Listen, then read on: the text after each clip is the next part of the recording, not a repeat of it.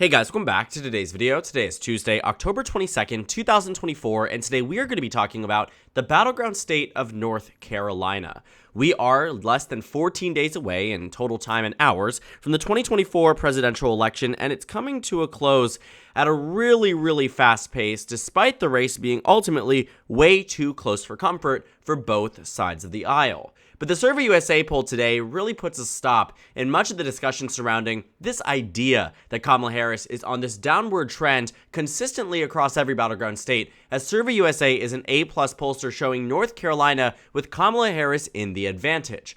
And the reason why we highlight this is because I've seen a lot of speculation and a lot of media coverage, I would argue to say way more than necessary, surrounding the political betting markets that do show Donald Trump gaining pretty substantially in the betting markets. When Biden first dropped out of the race and Kamala Harris entered into it, her odds at winning the presidency were a measly 29.7%, but they eventually rose to being at 54% at different points, leading the former president, but today stand at just 38%.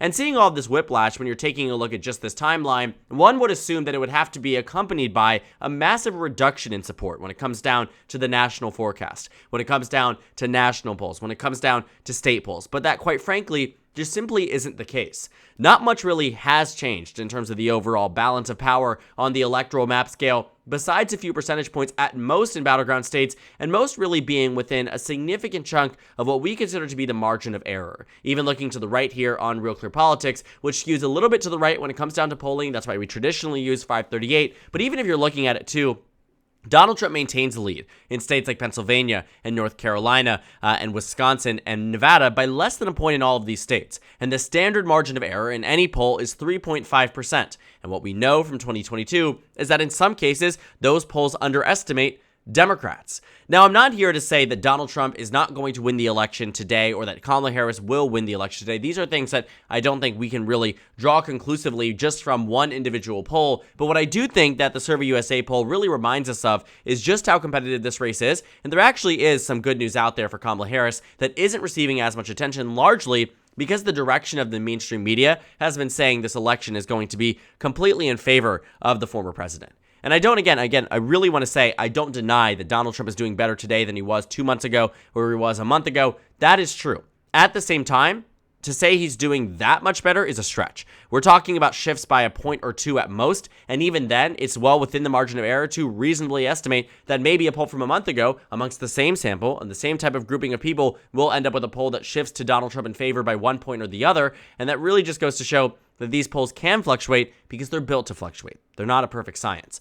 But Survey USA, again, combats that narrative that Kamala Harris has been losing in every single poll. In fact, a number of polls released today show that Kamala Harris is running roughly even with that of Biden in 2020 amongst young voters. And what we're seeing, too, is that new polls out, like the one we're seeing from the Morning Consult and The Hill, is showing Kamala Harris with a 4-point lead nationwide. Reuters and Ipsos have Kamala Harris up 3 points. And you haven't really seen that much movement, certainly not enough that can explain anything like what we're seeing in the political betting markets. And then you have to ask, why is it that these betting markets are shifting back and forth? Well, you saw one like Polymarket shifted very heavily after Elon Musk tweeted out that it was the end-all be-all in election predictions. A lot of right-wing actors came onto the website, decided to say that Donald Trump was going to win the election. They invested, and they're trying to spin this narrative here that Polymarket is the accurate depiction of how an election is going to go. Very clearly, that's not the case. But again, we're not here to argue with the people online. What we're here to say is that there is nothing substantive that can account for such a dramatic shift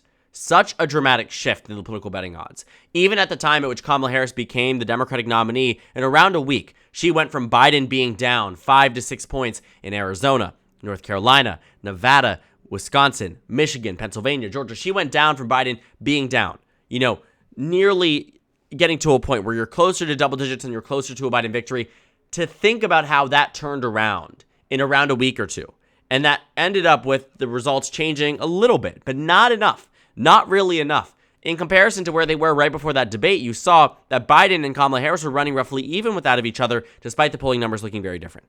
If that can't tell you something about how these betting markets don't always shift as much for everything, it can really explain that. I did think there was absolutely merit in looking at it when it wasn't being something that was constantly propagated as this tool by right-wing actors. Again, it really becomes a problem when the betting markets are only pulling in partisan people who want very clearly Donald Trump to be the next president of the United States. And so it's sort of become a less of an accurate metric over the past few weeks simply because of this massive push from the right to get involved in the betting markets and to bet on the former president, thus skewing things, quite frankly, overnight. But going back to that Survey USA poll, I want us to take a look at what the Survey USA data said when Biden was running against Donald Trump. Now, they don't do polls that often, and again, they are high-quality polls. People do trust them, largely speaking. Sometimes they miss their mark, though. A-plus polls, anyone who's an A-plus student can sometimes get a question wrong. And that's the same thing when it comes down to polling data. It just ends up being some of the more accurate polls. And it does stand in a bit of contrast, right, when you're taking a look some of the other polls we've seen released, but it isn't really that far off. You can see that Quinnipiac University had Kamala Harris up by 3. Other polls, too, don't show Donald Trump in the lead here. He overall has the advantage when it comes down to the Real Clear Politics average, but again, looking at where they were with Biden, you can see their numbers, and they do date a little bit back, but you'll find that the combination poll here is between High Point University and Survey USA, where Survey USA did a poll, and it showed Donald Trump ahead by 5. High Point University did a poll, showed Donald Trump ahead by 3. This is roughly the same time frame. They, generally speaking, were getting Donald Trump at that point. You can see May went to Donald Trump +2. Then as we got closer to that debate, there weren't as many high-quality pollsters being fielded in the state. I imagine Survey USA must have been doing one around this point, ended up having to walk it back. And now what they're showing us is that Kamala Harris holds a 1-point lead. And guess what they showed us before? Kamala Harris with a 1-point lead when they first did this set of polls all the way back when, on August 19th through 21st, which was actually around the same time as the Democratic Convention happening currently, right? You saw that this was happening at the time. There was a lot of media attention, a lot of positive press for the vice president, and you saw that this was the time at which you didn't see any of the major ads that were being ran against Kamala Harris, any of the major the factors in the race here that Donald Trump is now really shown to be and played his hand as to what he's going to use to weaponize against her between September and October. A 1-point lead for Kamala Harris, fast forward to today, still a 1-point lead for Kamala Harris, according to Survey USA. And so that really is for something, at least me, that shows that the movement here might be quite over-sensationalized. Now, I don't doubt that the national numbers have narrowed up a little bit, right? This is the closest it's been in a little bit. You can see the last time it was this close was roughly around the time that Kamala Harris chose Tim Walz as the VP, to really put things into perspective. But to be fair, Kamala Harris had roughly 115 days to win an election. And I'm not here to try to say that I'm making any excuse for an eventual loss, should she have it, or a lacking electoral performance, should she win, but not by a massive margin. All I am here to say is objectively, this race was never meant to be Kamala Harris's race. It was shoved at the final stages of the summer, and it came at a time where Democrats had to completely rebrand how they were positioning themselves for this election, how they were nominating their candidate, who they were nominating, what they were going to be running on, who they were going to be running with alongside as a running mate. So many different things came into consideration, and so Kamala Harris is at a point where she's up 1.7% nationally, not the best number, but not something that says she's going to lose this election undoubtedly, especially not when Survey USA, again, a high-quality pollster, is coming out and saying, wait a minute, no, the state of North Carolina shows Kamala Harris in good position. And it also isn't the only poll that is showing, Democrats doing well in some of these states. It's obviously not the standard line here that Kamala Harris is dominating across the map, but you can take a look when you're looking at some of these numbers. I guess Real Clear Politics, again, I forget just how partisan they are because the Washington Post poll that was just released gave Kamala Harris a 4-point lead in the Georgia numbers, so I'm not going to go ahead and use them. They love to skew their averages here. So Georgia, Donald Trump still maintains a lead, right? But when you're taking a look at some of these new numbers here, the ones that we see, I guess right down here, Washington Post, George Mason University did a 2-week-long poll. They showed Kamala Harris was roughly a 4-point lead.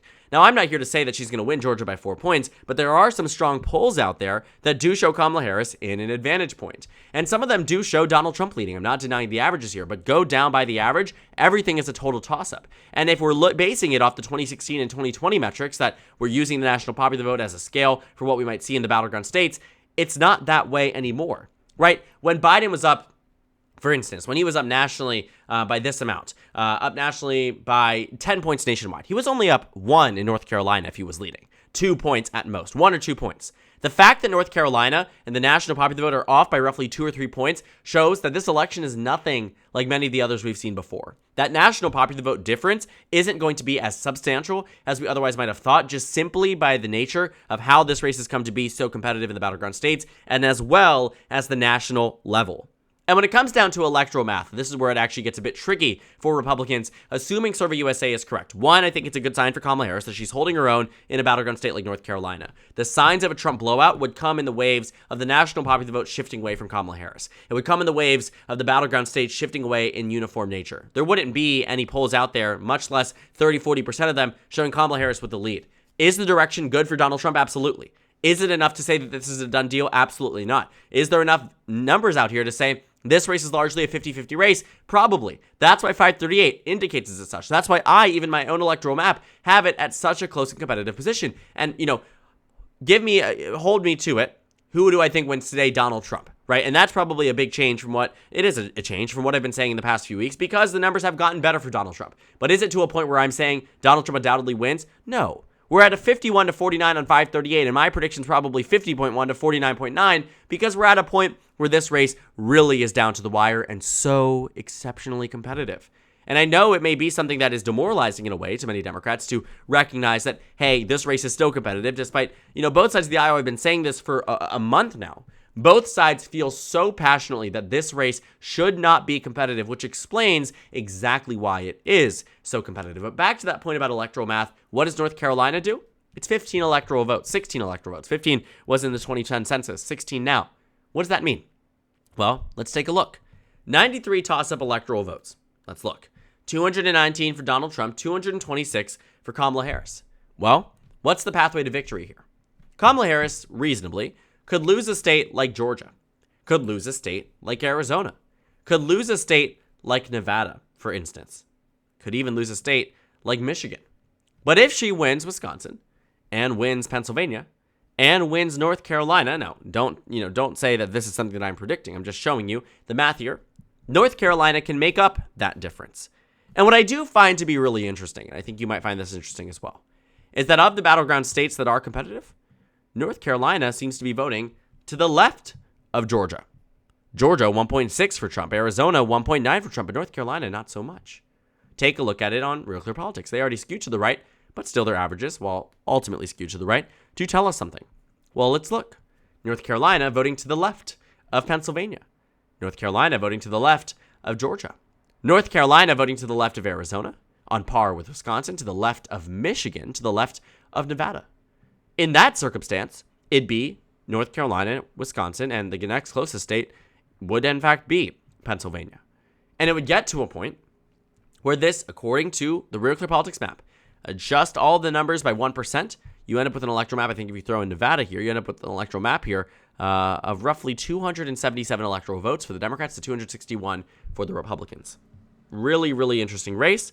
A quite ugly electoral map, if you ask me, but one that stands to be reasonable with the numbers we're working with. Because everything is a toss-up, many of these states can swing in one direction or the other. In 2016, Arizona and Georgia, on average, shifted about 5 points to the left. Wisconsin, Michigan, and Pennsylvania, on average, shifted about 7, 8, 9 points to the right. That's massive in comparison to what they were in 2012. Even compared to 2008, you're talking over 10-point shifts across the states. Massive, massive performances, for Donald Trump in terms of how things shifted. But take a look at some other states. Not every state is going to shift the same, which means an electoral map like this, as much as we don't like to see it, the Rust Belt states breaking up, the Sun Belt states breaking up, swing states from 2020, now Trump states, but North Carolina, which went to Trump, now to Kamala Harris, it throws us for, whiplash here. But it's the reality of where we are in this American political cycle. And it really goes to show, too, how much this electoral map is being defined by battleground states that are truly in their most competitive positions they have been at all in the past 50 years. Some of these states, too, you can see in the 21st century, and in terms of the polling data saying, never has a race been this close. Even in 2000, when the race came down 271 to 266, which could be a map like this, 267 rather, you will find that 2000 election, based on the polling data, wasn't actually meant to be that close. Some states were meant to go more for Al Gore. Some other states were meant to go more for George W. Bush. So it ended up being a point of contention to an extent for some people because they expected one thing, got another on election night. And it's really fascinating if you ask me. But when I get back to this point of understanding what the numbers are telling us, this Survey USA poll really does throw us for a loop. And it throws us for a loop in a way that really questions our way of understanding this election cycle. Because on one end, I totally agree that, this race is going to be super competitive, but maybe it won't be, right? I mean, there are just so many different things here that say that either it's going to be a blowout for Harris, a blowout for Trump, or truly a competitive race. And I hate when elections are coming down to a point where they could go either direction. It just doesn't make sense to me that we're at this point. But hey, who am I to argue with the numbers? We just analyze them here, but it really is interesting. It really is in a competitive position that I just never really expected to see, at least in this 2024 cycle. I thought it was either going to be one way or the other. To know that it could be one way or the other or not is really what boils my blood, to be quite honest with you. Regardless, though, looking at the map here, Survey USA's numbers, some pleasant good news for Kamala Harris in a time where she really needs it, just goes to show. This race is close. She can win states Donald Trump did in 2020, but so can he win states she won in 2020 with Joe Biden, which means this race is a complete and total toss-up.